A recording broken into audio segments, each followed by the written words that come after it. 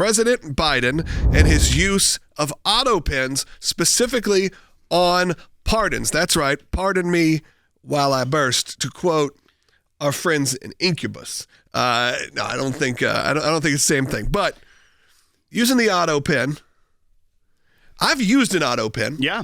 I have operated an autopen machine. Now, the autopen machine I operated was in the 1990s. So I have a feeling they've gotten better. Yeah. But before, it was like operating an organ at an old church where you had a pedal and, pressurization, and it was a lot to work with. Because, look, if you're running a business, a lot of people have these autopen situations. The question now comes to, if you were doing these presidential acts, does it matter? If Joe Biden was aware, and I guess that's going to be the big question, if he was aware, does it invalidate it if you use an autopen or a pre-printed signature or a DocuSign, if you will? I mean, a lot of us have bought houses now online. We always used to have to sign every document a million times. Now you go through and just say, that looks like my signature. And you go through it. I think Will and I are going to have a similar takes. And look, they may not be the take that you want to hear. I know that big question, though, is was President Biden aware of how often his signature was being used and what it's being used for? Not necessarily, and I do think you got to stop getting in the weeds here of whether it's okay or not to use the autopen. As we know, it has been kind of part of standard operation for a very long time. The big news item here is that Trump's Justice Department is examining pardons issued by Biden. And this is Ed Martin, the Justice Department pardon attorney, wrote in an email, and several news organizations saw this, were privy to it, that the investigation involves whether Biden was, quote, competent and whether others were taking advantage of him through the use of autopen or other means. So Trump's Department of Justice right now is reportedly looking into many of these last day pardons. Some of them were the preemptive pardons against for his family, in favor of his family. Some as he was walking up during the inauguration, they were dropping. That's right. Trump. And once again, that in and of itself is not abnormal in a presidency. What's abnormal is all the reporting that we've seen about the mental state and the decline of President Biden. And I'm about three-quarters of the way through the original sin. 3/4 of the way through the original sin. And what even is coming out of that is that the running from the basement kind of meme about President Biden in 2020 was a reality. And honestly, the people around him saw a decline even while he was running for president the first time. So this is what is bubbling up all these questions about the state he was in at the end. The outcome from an investigation, I don't think you'll ever get a smoking gun where they say you have individuals that are like, we 100% were just signing stuff. And he had no idea. Because, one, I think they don't want to go to jail.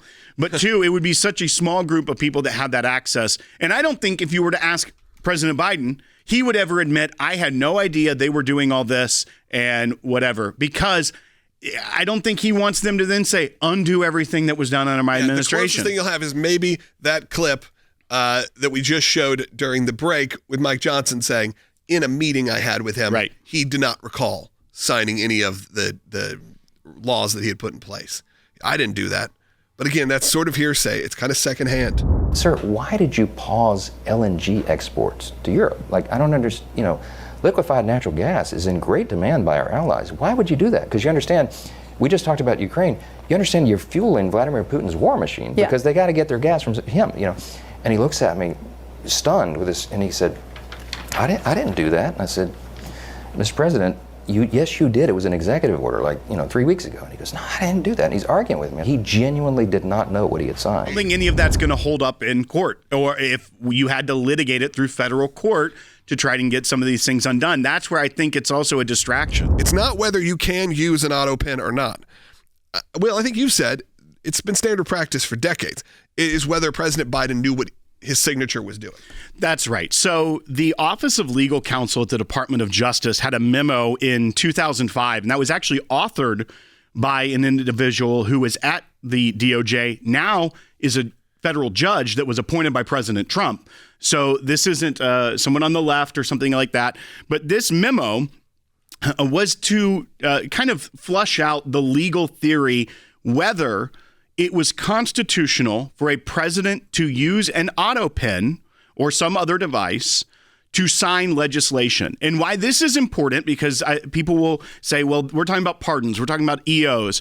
The only thing in the U.S. Constitution that requires a signature from the president is legislation. Right.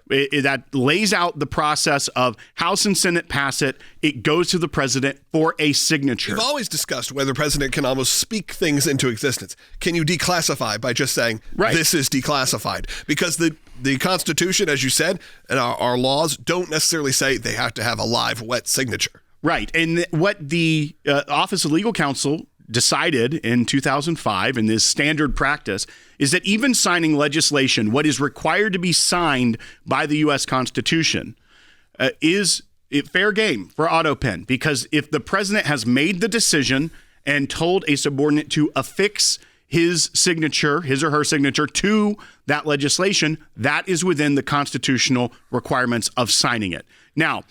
Now you get to the question about executive orders. Executive orders aren't explicitly mentioned in the Constitution for obvious reasons, but they come under the president's power through the take care clause, that the president shall take care of faithfully executing the laws of the country. And that manifests in many ways. One of those ways are executive orders. So while they are signed, there isn't a constitutional requirement that an executive order be signed by a president.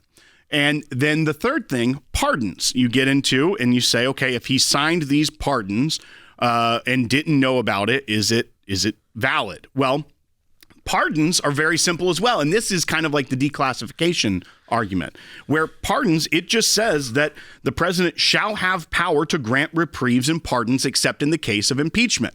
So that doesn't say can sign a pardon in the text of the Constitution. That goes to that broader question. Can pardon. Can a president who has the power to classify just say declassify? That's actually an argument President Trump made about the classified documents issue. I believe so.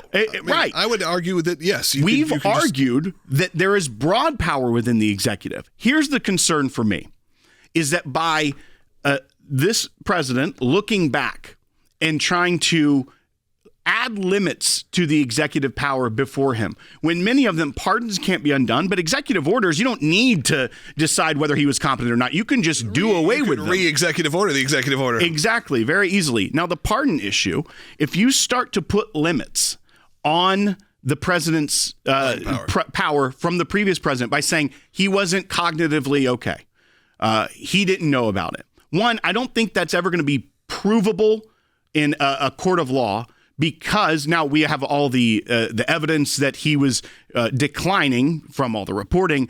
But there is a remedy in the Constitution for someone that is president and unable to fulfill their duties. Look, 25th Amendment. That was not invoked. So now we're already seeing the case in the media that President Trump isn't fit for office. He's in a state of mental decline. What happens to all the January 6 protesters that were pardoned by President Trump? Or the Chrisley family that was just pardoned by President Trump? If under the next administration they try to do this, you just say you're mentally and say, unclear. We don't think he was mentally fit for office. They've been arguing that for years. Therefore, his pardons don't matter. Yeah, that's the slippery slope I see on this issue. It's too slippery of a slope. It's too dangerous, and it's a waste of time.